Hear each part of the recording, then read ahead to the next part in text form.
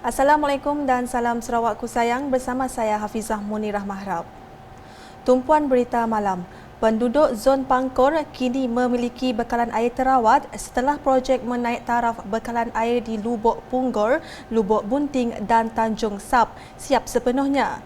Ketua Menteri Datuk Patinggi Tan Sri Dr. Abang Abdul Rahman Zohari Tun Datuk Abang Openg berkata, projek ini menelan kos sebanyak RM45 juta. Dan kita telah untuk projek ini adalah bosnya yang akan memiliki ia adalah satu daripada grid daripada Kuching dan mereka tidak ada projek sumber air. Disebutkan tadi oleh Datuk Nordin dulu dia menggunakan sungai dan sungai susah dan tidak. Jadi kita bekalkan dari Kuching, kita tingkatkan bekalan sumber di Kuching iaitu di North dan juga Sarawak Kiri.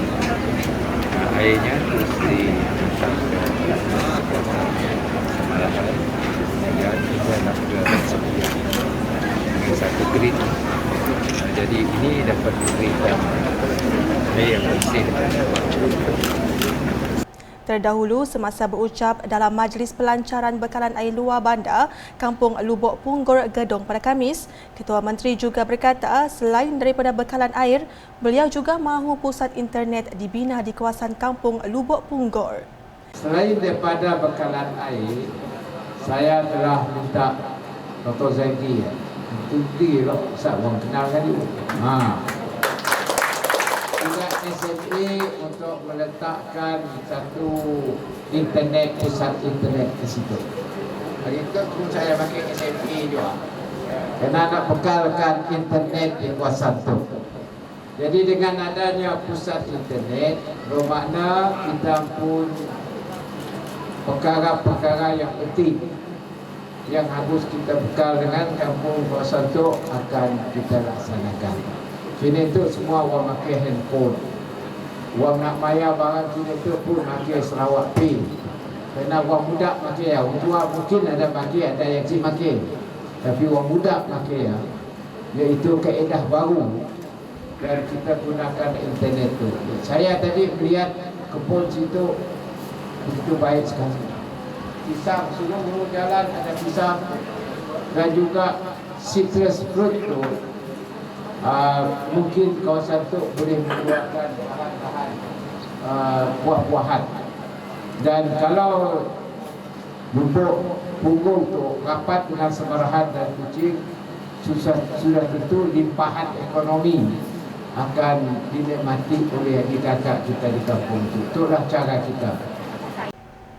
Selepas pelancaran itu, Datuk Patinggi Tan Sri Abang Zohari melakukan tinjauan mesra ke Kampung Semalatong, Kampung Gayau Padok dan Kampung Kepayang. Berita seterusnya, Sarawak mempunyai pelbagai kaum, agama dan budaya yang harus bersatu padu bagi menjamin kestabilan dan keharmonian kehidupan rakyat di negeri ini. Timbalan Ketua Menteri Datuk Ahmad Awang Tengah Ali Hassan berkata, tiada satu pun kaum yang dapat memerintah secara bersendirian, melainkan bekerjasama di antara satu dengan yang lain.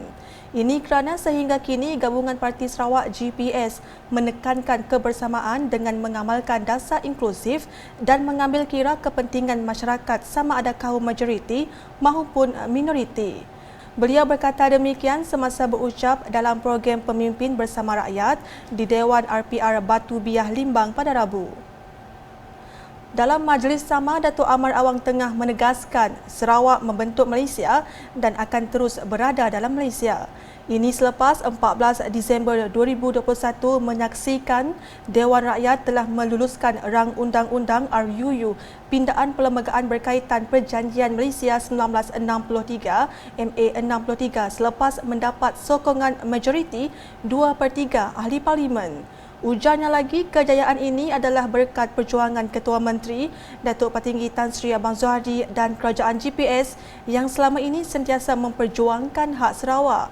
Justeru beliau menyeru ahli-ahli GPS dan masyarakat di Limbang untuk terus setia menyokong GPS dan tidak berpecah belah. Ke perkembangan selanjutnya, pihak berkuasa kemajuan pekebun kecil perusahaan getah Risda telah membuka cawangan yang ke-204 di bahagian Limbang dan Lawas. Menurut Menteri Pembangunan Luar Bandar Datuk Seri Mahzir Khalid, ia adalah bagi memberi perkhidmatan tanam semula getah kepada masyarakat pekebun kecil di luar bandar yang akan beroperasi pada Januari 2022. Ketika berucap dalam Majlis Pekebun Kecil Makmur Risda Negeri Sarawak di rumah James Jimbau, Kampung Semabat Limbang pada Isnin, katanya kawasan Limbang dan Lawas amat memerlukan perkhidmatan Risda dalam pembangunan sektor pekebun kecil dengan menyampaikan bantuan pembangunan kawasan bertanam getah, peningkatan produktiviti, pembangunan semula hasil baharu dan bantuan musim tengkujuh tahun 2022. Pada majlis itu turut diadakan pelancaran pembukaan pejabat Risda bahagian Limbang dan penyampaian bantuan musim tengkujuh BMT 2021, bantuan bakul prihatin kepada pekebun kecil Risda, bantuan bakul makanan Felkra Berhad dan bantuan beg persekolahan Felkra Berhad. Berikut pula Digital Community Centre DCC yang terletak di Kampung Semerah Padi Fasa 1 merupakan pusat latihan kemahiran yang dibiayai sepenuhnya Kerajaan Sarawak melalui kerjasama Pustaka Negeri Sarawak dan Centre of Technical Excellence Centec. Menurut Menteri Muda di Jabatan Ketua Menteri Undang-Undang Hubungan Kerajaan Negeri Persekutuan dan Pemantauan Projek, Datuk Sharifah Hasidah Said Aman Ghazali, penubuhan DCC ini bertujuan melatih penduduk di kampung dalam bidang kemahiran supaya sosioekonomi penduduk dapat dipertingkatkan. Ujarnya lagi, sebanyak 42 buah DCC telah ditubuhkan di seluruh Sarawak bagi menggalakkan masyarakat mengetahui peranan digital dan melatih mereka yang berminat dalam pelbagai bidang kemahiran. Ini adalah sebahagian daripada inisiatif Kerajaan GPS Sarawak dalam mempersiapkan masyarakat terlibat secara langsung dalam ekonomi digital. Laporan di Dewan Undangan Negeri Dun Opar. Pendidikan masyarakat setempat akan menjadi teras utama perjuangan calon GPS Billy Sujang selain daripada pembangunan sosioekonomi dan juga bidang pertanian. Untuk itu, semua jentera GPS diseru untuk bekerja kuat dalam meyakinkan pengundi agar usaha tersebut dapat direalisasikan. Demikian ujar Billy semasa berucap dalam sesi perjumpaan bersama penduduk kampung Biawak pada Isnin. Jelasnya, kerjasama yang baik di antara jentera merupakan kunci bagi kejayaan GPS dalam pilihan raya negeri ke-12 PRN12 Sarawak sekaligus mempertahankan kesejahteraan dan menambah kemajuan di Dun Opar. Selain itu, menurut Billy, pengerusi Parti Bersatu Rakyat Sarawak SUPP Dun Opar Niponi Undek telah dijanjikan sebagai calon untuk setiausaha politik sekiranya kerusi Dun Opar berjaya dimenangi GPS. Oleh yang demikian, kerjasama beliau bersama Niponi juga penting dalam memberikan kesan positif kepada penduduk pelbagai bangsa dan agama di kawasan itu. Manakala di Dun Kalaka, calon GPS-nya Muhammad Duri terus giat mengadakan program ziarah mendekati rakyat di kawasan Lubuk Nibong, Kalikaba, Perpat dan Paloh pada Selasa. Di Lubuk Nibong, sebanyak 4 buah rumah panjang telah diziarahi iaitu Rumah Mujah Lubuk Nibong Hilir, Rumah Rawing, Rumah Galing dan Rumah John Ngion. Manakala di Kalikaba, beliau menziarahi 2 buah rumah panjang iaitu Rumah Panjang Christopher dan Rumah Panjang Siti Belanda. Kunjungan beliau diteruskan di kawasan Perpat iaitu Rumah Panjang Tanjung, Kampung Hilir, Kampung Tengah dan Kampung Hulu Perpat. Ia disusuli dengan lawatan di Kampung Paloh dan diakhiri di Kampung Kaba. Di Dun Sebuyau pula, demi mempertahankan kesinambungan pembangunan di kawasan itu, sokongan jentera GPS amat diharapkan. Menurut calon GPS-nya, Datuk Julaihi Narawi, banyak kemudahan dan pembangunan jelas kelihatan di kawasan itu berbanding dahulu. Ini kerana berkat kepercayaan dan sokongan pengundi selama ini, segala yang dirancang dan dilaksanakan berjalan lancar tanpa timbul sebarang permasalahan. Justru jentera GPS perlu memainkan peranan sepanjang tempoh pengundian semasa pilihan raya negeri ke-12 PRN12 Sarawak kelak agar kejayaan berpihak kepada parti yang benar-benar layak mentadbir Sarawak dan kawasan khususnya.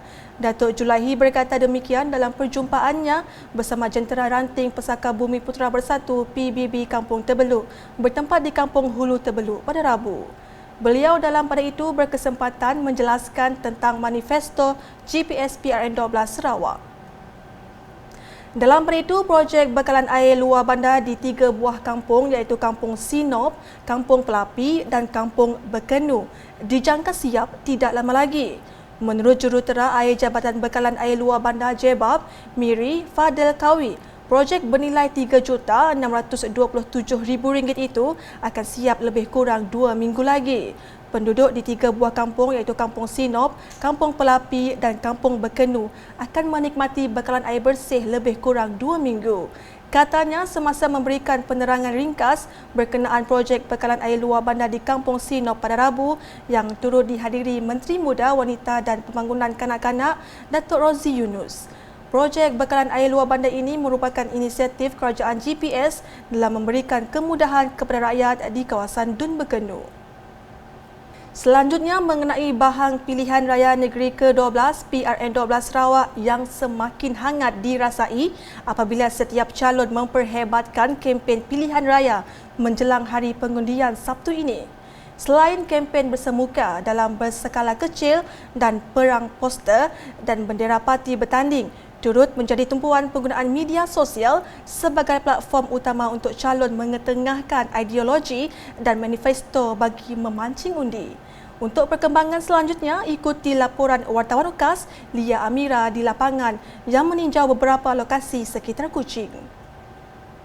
Assalamualaikum dan salam Sarawakku sayang. Saya Lia Amira bersama juru video Cleveland kini berada di sekitar Bandaraya Kuching setelah meninjau keadaan dan juga suasana sepanjang tempoh kempen pilihan raya negeri Sarawak yang ke-12 berlangsung sebelum hari mengundi iaitu pada 18 Disember nanti. Dan seperti yang anda dapat lihat di sekitar saya dipenuhi dengan kemeriahan pesta pilihan raya apabila terkibarnya pelbagai jenis bendera daripada pelbagai parti yang akan bertanding di sekitar Kuching.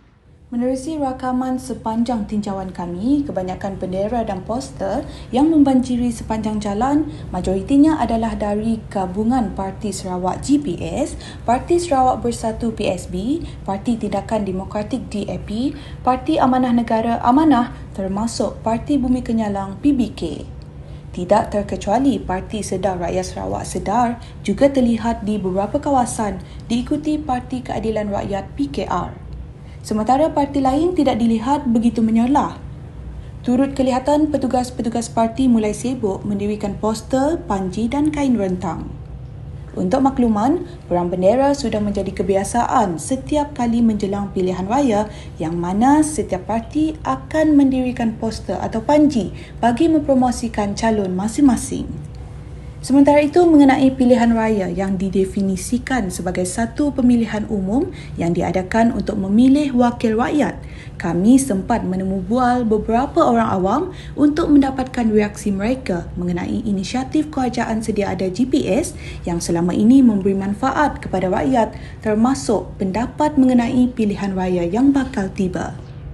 Kerajaan kita negeri Sarawak tu memang banyak membantu NGO walaupun dalam suasana pandemik kita tentu kerajaan kita memang terputus sentiasa membantu rakyat apa saja tentang masalah sosial, pembangunan di kampung, untuk masalah-masalah masyarakat setinggan di kampung-kampung. Memang kerajaan kita sentiasa membantulah. Saya pun mendapat, insyaAllah semoga PRN kita akan berjalan dengan lancar daripada kedua-dua belah parti lah, kedua-dua belah pihak, baik pembangkang maupun kerajaan akan walaupun dalam suasana politik mesti bekerjasama.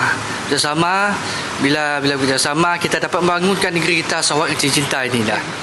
Minatlah pasal usaha Sarawak ni ada beri inisiatif macam memberi open work lah kepada rakyat-rakyat Sarawak lah. Bagi rakyat muda-muda yang baru graduate dari sekolah, dari universiti, Itu baguslah. Untuk insentif saya dapat bantuan insentif duit lah daripada government. So, dengan duit tu saya dapat tolong untuk hidup sekejap lah. Dapat reducekan kesusahan masa time pandemic. Kalau untuk PRRM, saya harap keep the first idea of masyarakat first dahulu. My perspective, saya rasa perlu dalam pentadbiran government at least mesti adalah fresh new mind. Kalau mungkin boleh improvekan lagi kehidupan dan kesesenangan untuk government lah. Semoga pemimpin dan wakil-wakil daerah yang berjaya mengalas tugas dengan amanah serta dapat mengatasi masalah-masalah semasa. Kita rasa bertuah karena memiliki seorang ketua menteri yang begitu prihatin dengan masalah rakyat dan dalam usaha untuk membangunkan negeri ini.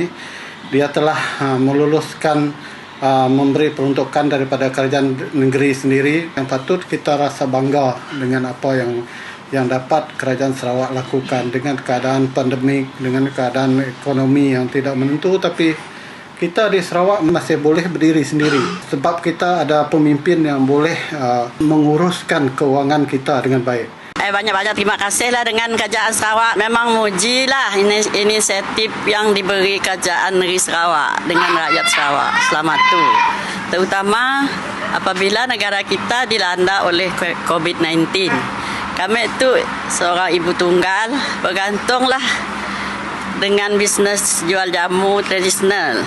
Bila ada bantuan daripada kerajaan Sarawak untuk kami mula modal bisnes dan untuk kami belanja juga apabila bisnes si jalan menurunkan harga bil elektrik supaya dikekalkan sampai bila-bila. Kami tu nang sebenarnya dari dulu lagi sentiasa nyokong kerajaan mesti akan pulang ke kampung kami pusat mengundi iaitu Kampung Sebuyau. Kami harap pilihan raya akan datang tu kerajaan sedia ada dapat mengekalkannya pun kedudukan. Sekian saya Lia Amira bersama juru video Cleveland melaporkan untuk UKAS. Sekian edisi khas PRN Sarawak ke-12 bersama saya Hafizah Munirah dan kru penerbitan. Berita lebih lanjut boleh didapati di semua platform media sosial UKAS termasuk portal ukas.sarawak.gov.my dan UKAS Channel di YouTube. Salam UKAS.